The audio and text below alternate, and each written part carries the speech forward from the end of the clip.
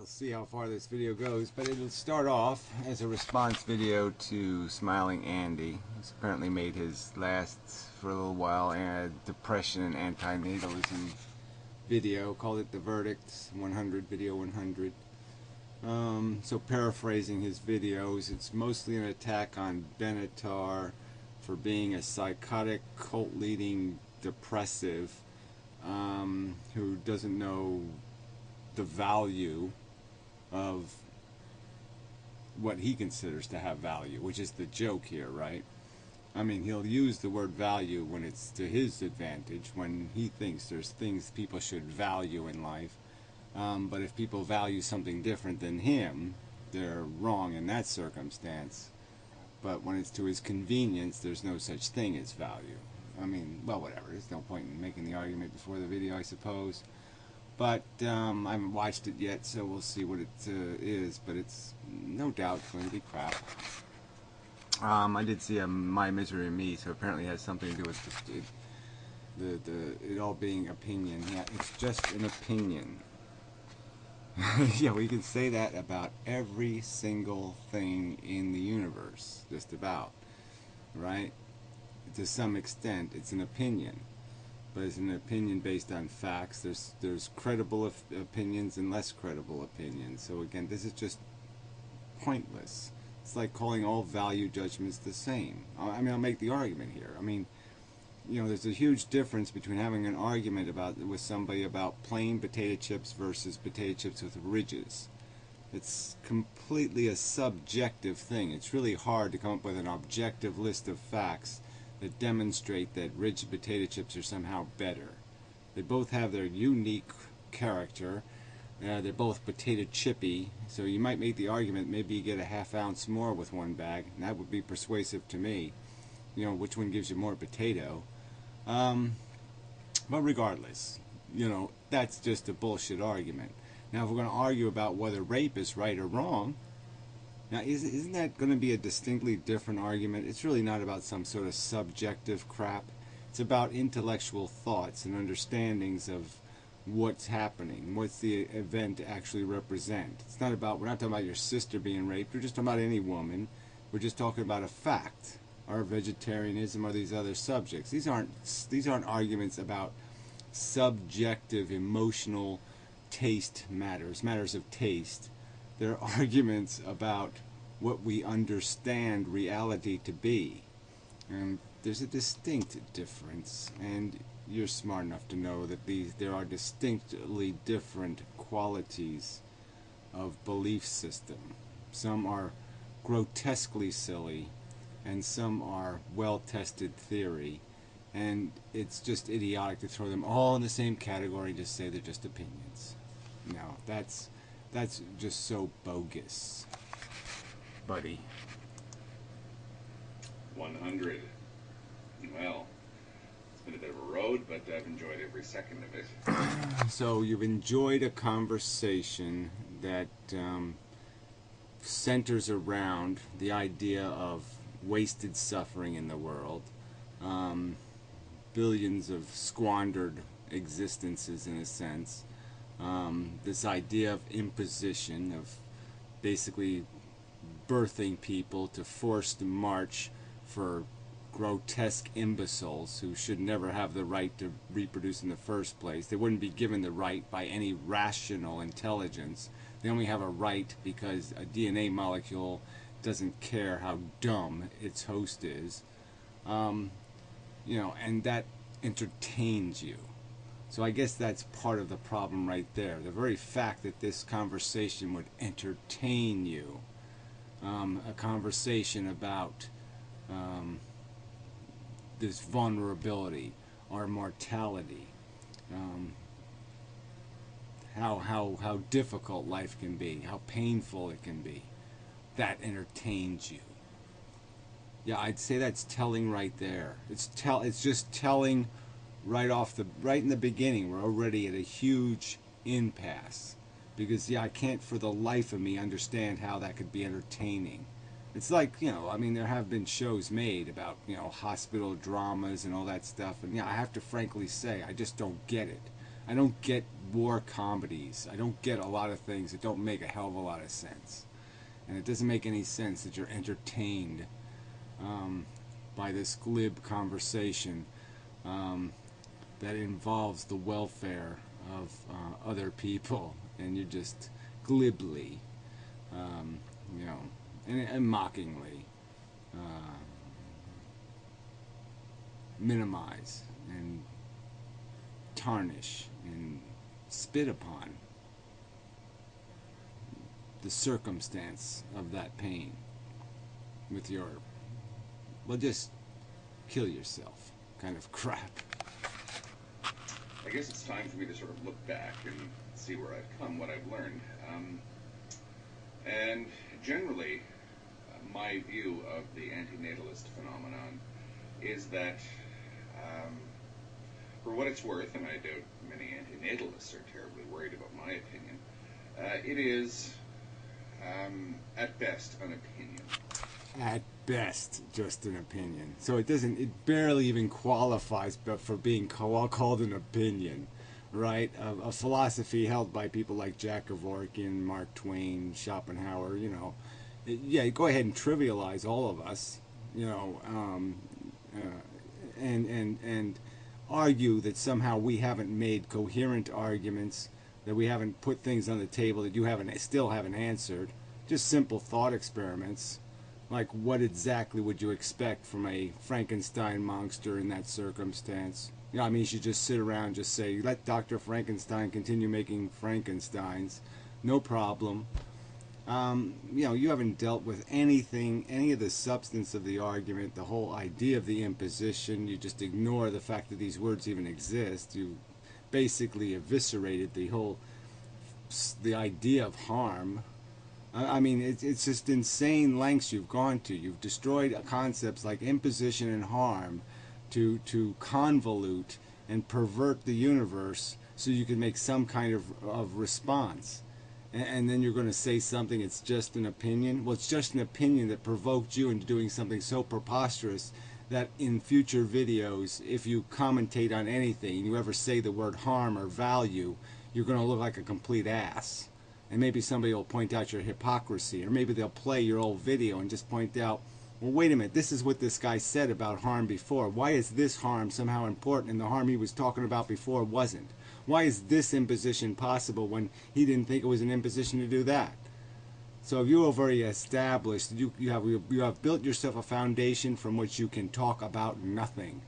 All right, you're dead in the water in terms of having a conversation about anything else meaningful in existence, because you have so desperately destroyed all reasonable premises in your preposterous effort to attempt to debunk this opinion. And you're going to say it's just an opinion. Yeah.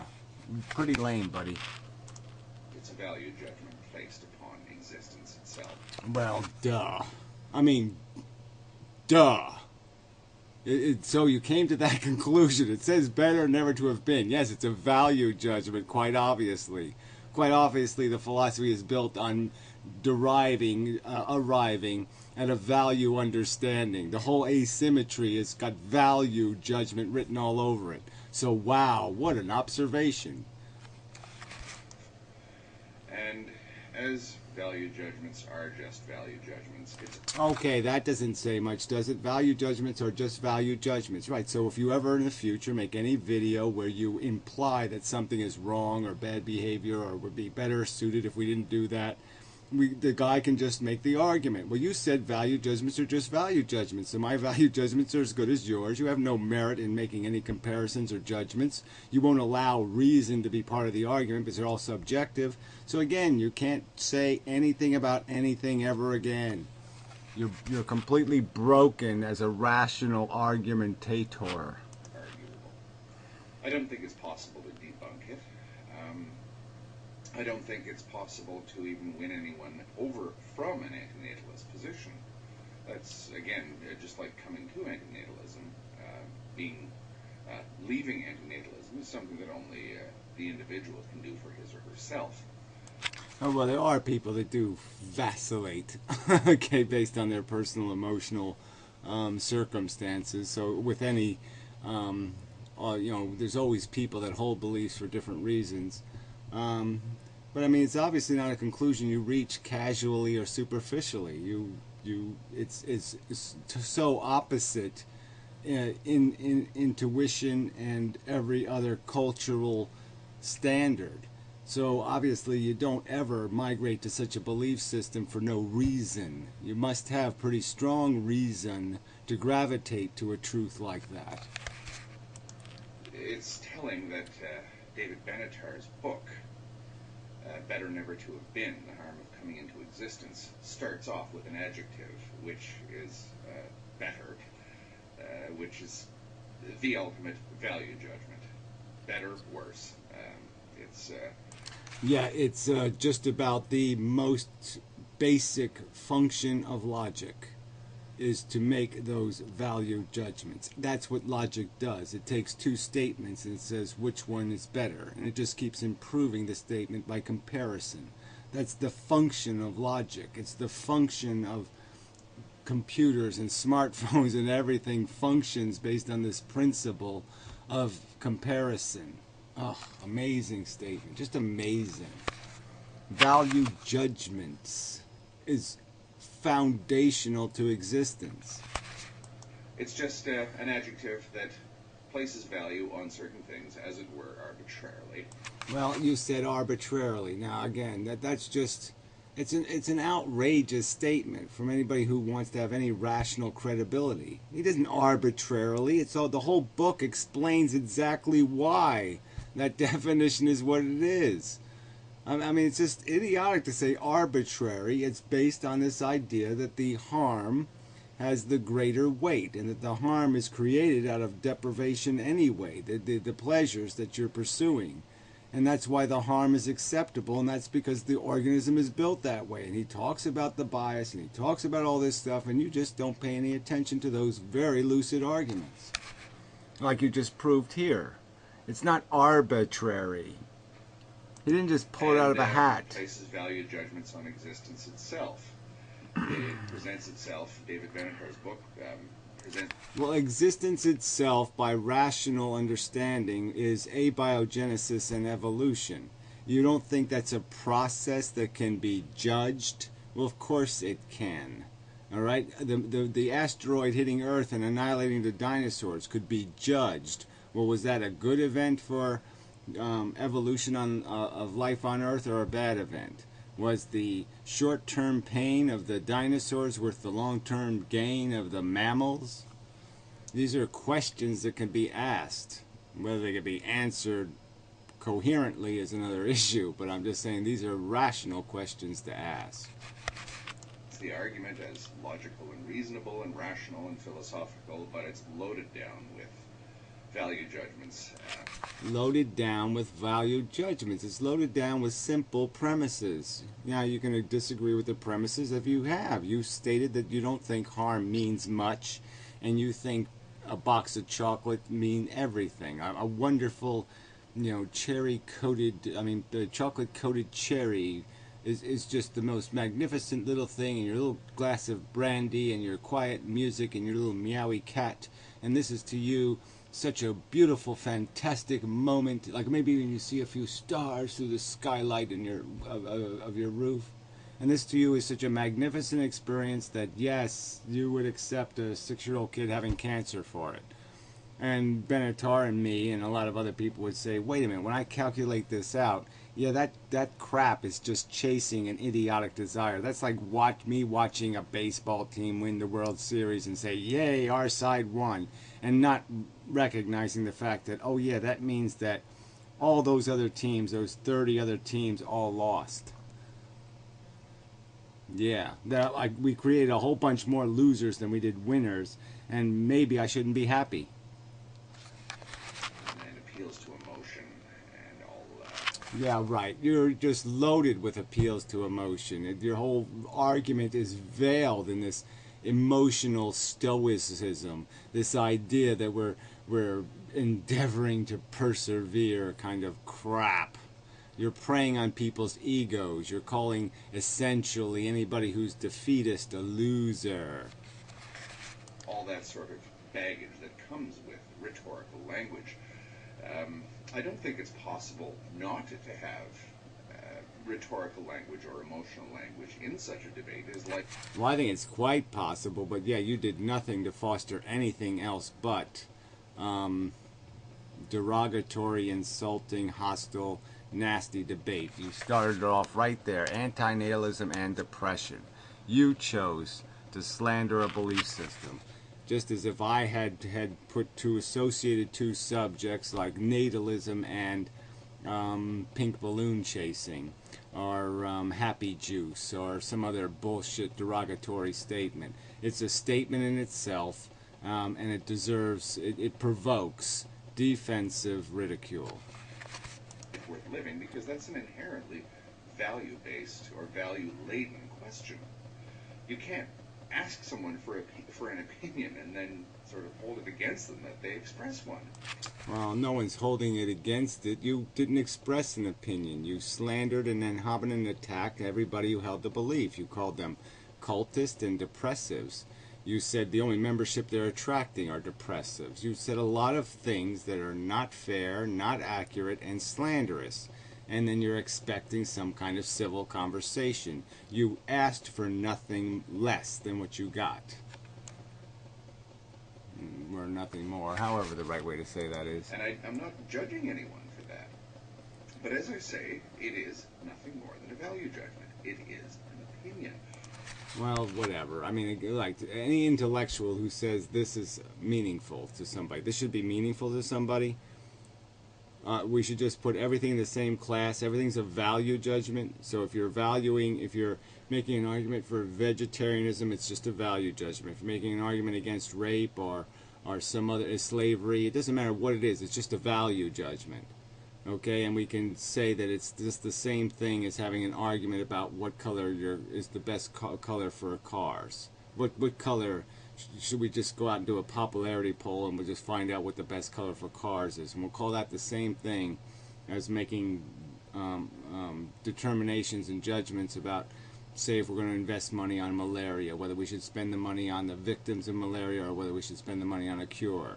And we shouldn't think that that's a little different kind of a value judgment than the value judgment about, whether you like mini skirts or culottes. My beliefs are just as much an opinion as anyone else's.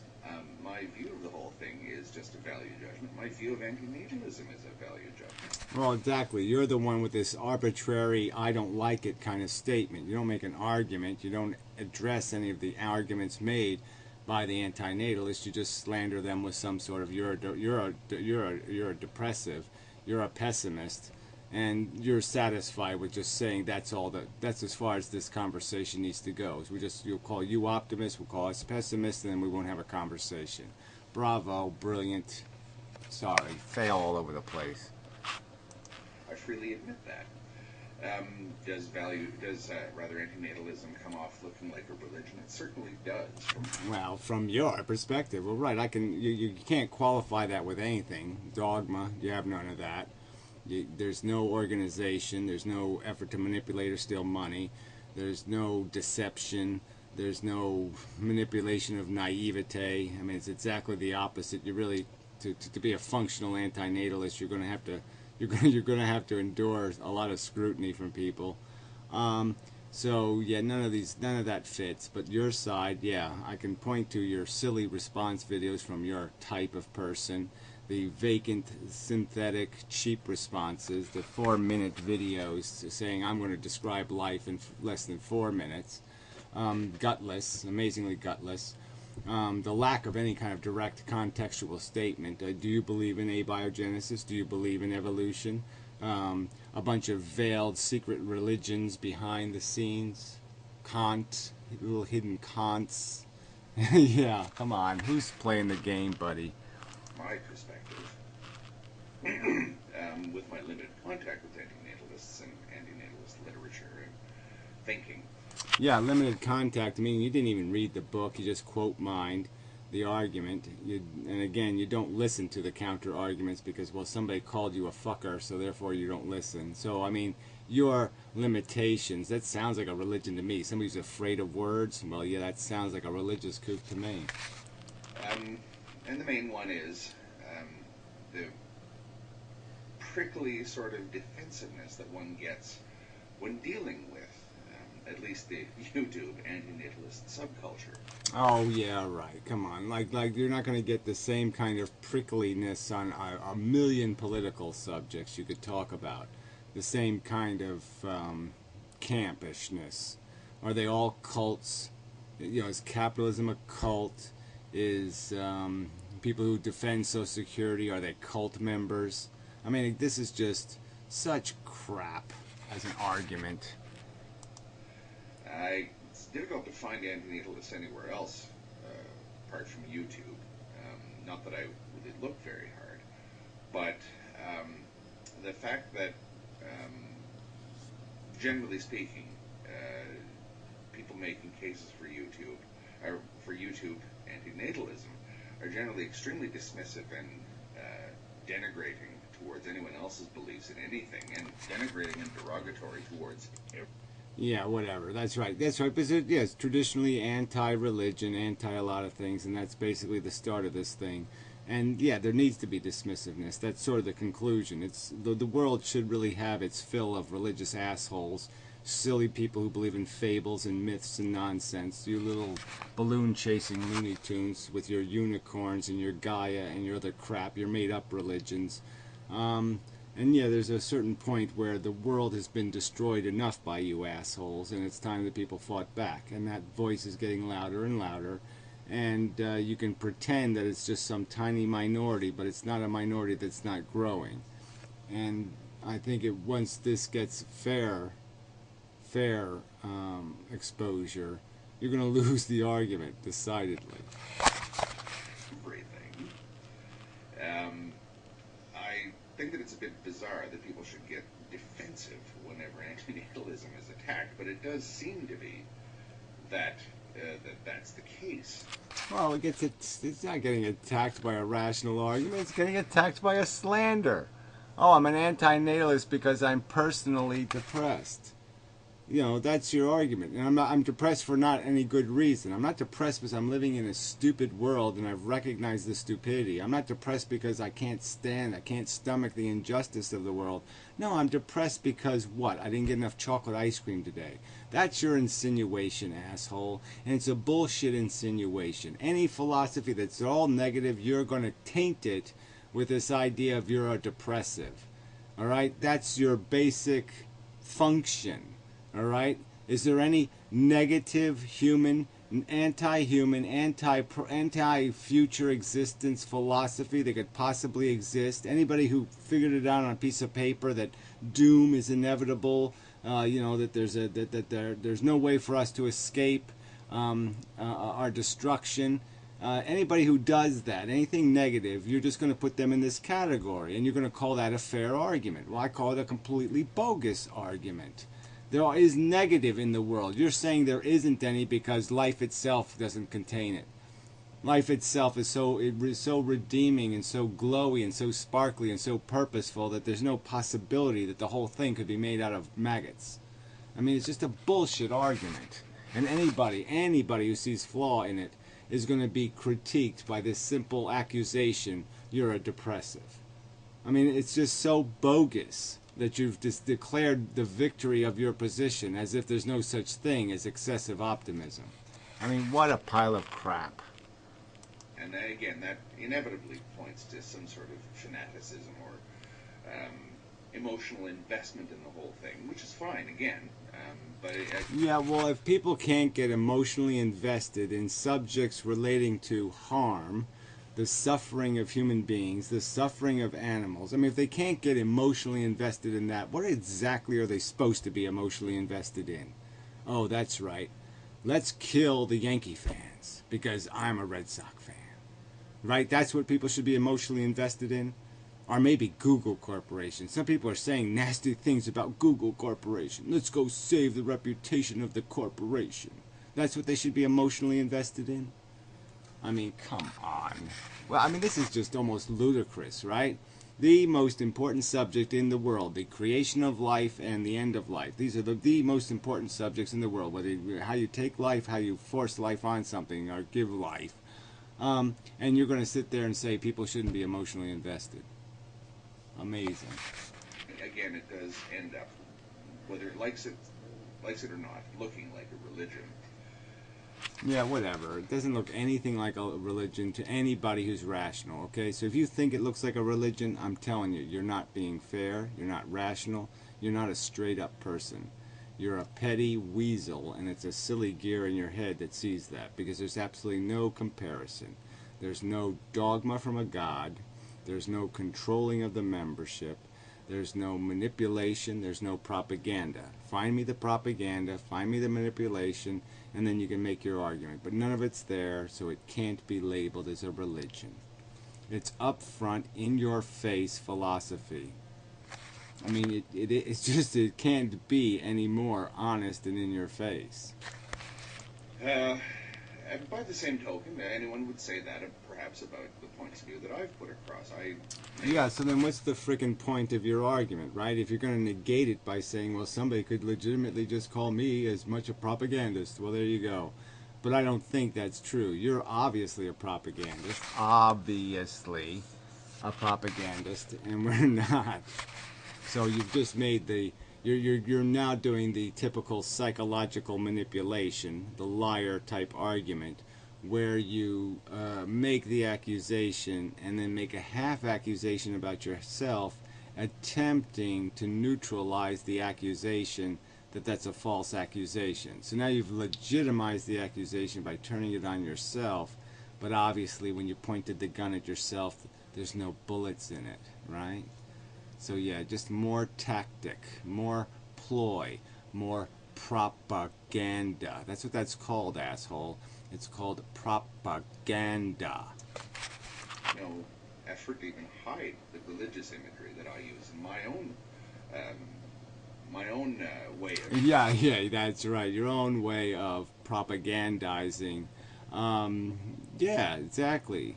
You know, you're tainted with all kinds of religion, and yet you'll sit there and point your finger and dare accuse somebody else of it when they haven't tainted any of their stuff with any dogma or religion or presuppositions based on the primitive arguments. They're using evolution as a foundation, using scientific facts as the foundation and premise for their argument, and you're the one completely dependent on old jargon.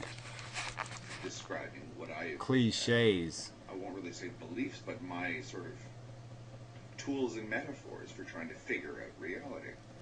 Oh, yeah, right. Try to figure out reality. Is that what you're doing on YouTube? Is that what you're doing? You're trying to figure out reality? No, I don't think that's what you're doing at all. I think you're just a propagandist for a hedonistic, self-serving philosophy that benefits yourself. You use it to actualize your own life, to justify and rationalize your own crap, and you're looking for people to merely endorse that philosophy. And so you found enough, and they'll support you and defend you in your nihilistic, self-serving, hedonistic, gluttonous piggery. Bravo! So I'm not saying that I'm any different from antinatalists, but again, at the end of the day, it's an opinion, it's a value judgment. Well, what's the point of that? Again, they're all equally qualified. So that's all you're basically again trying to turn it like it's equal, like somehow somebody didn't fire the first bullet, like he didn't rape the woman, she somehow asked for it. I mean, these are just bullshit rationalizations where you attempt to neutralize everything when you've lost, and that's the reason why you're trying to neutralize it. It's just like somebody saying they're losing the game and they accidentally put their elbow on the game board and tip it over. You're just cheating the argument because you can't make the argument. Better never to have been says that and admits it from the very first word.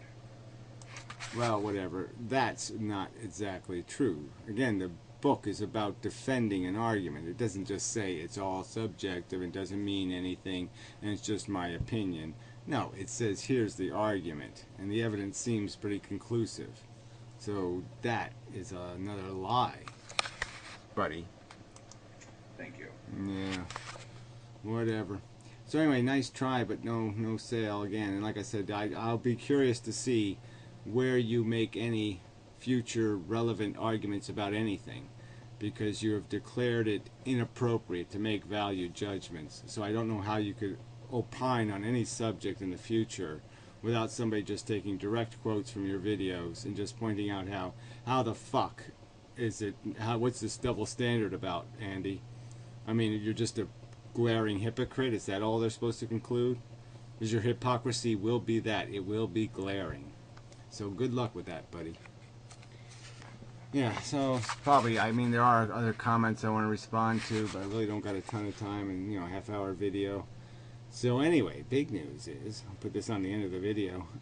Yeah, today was Karina Day. Yeah, Karina was over, you know, this afternoon. And it was really, no, okay, guys. There was, she was chaperoned, okay, so, you know. But anyway, you know, it was a nice day. I'm actually going to be part of that documentary thing she's working on, editing, blah, blah, blah. So, you know, it was sort of work part of the day.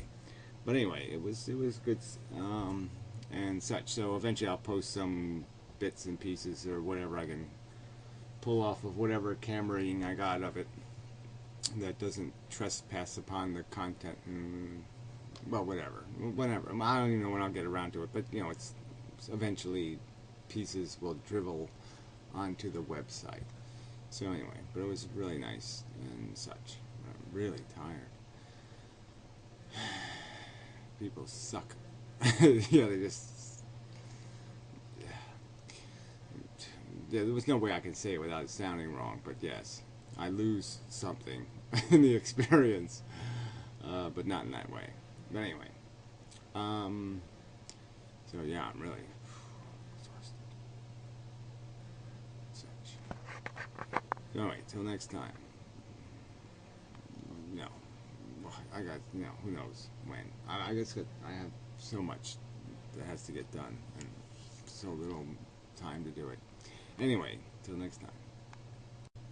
Nah, I guess I'll post this on YouTube, so I'll make it an update video. Might as well, because it's the last Andy video, blah, blah, blah, blah, blah, blah, blah.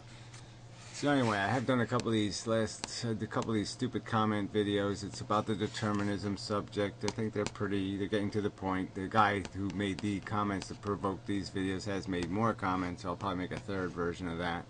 But I might try to do that more often, you know, comment videos. Gorilla stuff. So these are all determinism, bodybuilding, which I thought was a good title because it just you can read it many different ways, you know, because Nick's term, the modern mystic, was that we're basically nobodies because of determinism. Determinism makes us nobodies because we are all just the universing. And but the thing is that our you know, we do have a body, and this mechanism essentially builds these bodies. I mean, the determinism, the universe has built bodies. It hasn't not built them. Eddies are the thing it creates. The stream wouldn't have any interest at all if all the water just went in straight lines down the stream. The stream, it's the eddies that are the parts that have the something to them, okay? They're not doing something that's not deterministic, but they're the thing where the action takes place, where the friction is, where the change is, where the distinctions are, the differences. And those have to be acknowledged as realities.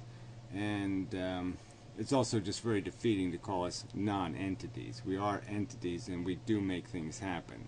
Deterministically. We don't make them happen, but the happenings happen through us, and we're an us. We're a complexification, and there's just no reason in saying we're not using, because we are. But anyway, so these are all determinism videos, but they're all pretty good. The what the fuck from Saturday, I don't remember where that was. Stickam, got like 6 hours of that. These are all good videos, though. I think this one was Silly Words. I think that was a good video. I don't remember. Damn it. I wish I could remember these exactly, but there was some good video. This was a good video. Should have shoulded them needing should-ing. Yeah, so that's more on the determinism thing. So it's really just the, you know, Andy and Professor and Modern Mystic, and mostly. Yeah, there's the last YouTube video. So it started off with this value video, but yeah, there's good videos in there. All right, I didn't do a very good job of paraphrasing the videos, but they're all winners. One, two, you know, it's like 8, 10, 11 videos. Yeah, so 11 videos since the last update. But yeah, there's some good shit in there. Yeah, I think this gorilla one was good. I really do. But maybe it's this one was. This one, these were okay. This one was almost better. The pre-video was almost better than the video. These are good videos. Anyway. Yeah, till next time. And such.